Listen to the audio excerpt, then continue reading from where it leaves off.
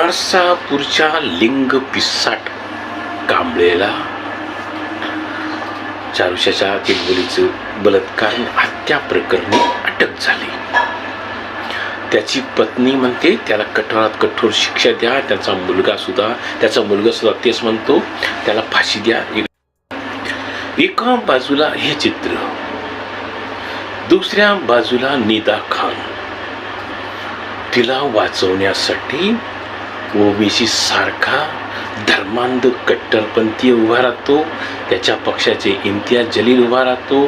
त्याच्या पक्षाचा वारिस पठाण उभा राहतो. त्याच्या पक्षाचा मतीन पटेल उभा राहतो. आणि असे अनेक असतील जे भूमिगत आहेत, जे आपल्या समोर आलेले नाही आहेत. त्या मुसलमानांचा अतिरेक्यांना, खुनी असो, बलात्कारी असो, लव जिहाद करणारा असो, सगळ्यांना पाठिंबाच असतो. भले मूक पाठिंबा असतो, पण हा फरक आहे हिंदूंमध्ये मुसलमानांमध्ये. ज्योती मल्होत्रा जी पाकिस्तानसाठी हेरगिरी करत होती, तिला अटक झाली, ती तुरुंगात गेली. पण तिच्या परिवाराने किंवा कुठल्या हिंदूने किंवा कुठल्या हिंदू नेत्याने तिच्या समर्थनार्थ एका शब्दाने प्र काढला नाही. कोणी उभं राहिलं नाही, कोणी म्हटलं नाही हिंदू आहे, निरपराध आहे, तिला वाचवा, अमकं तमकं.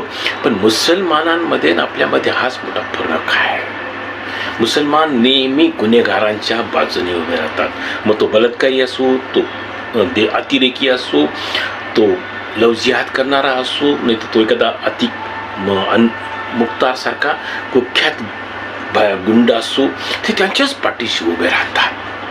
ही त्यांची शोकांतिक आहे आणि आपली सुद्धा शोकांतिक आहे. त्यांच्यासाठी दाऊद इब्राहिम असो, तो हिरो असतो.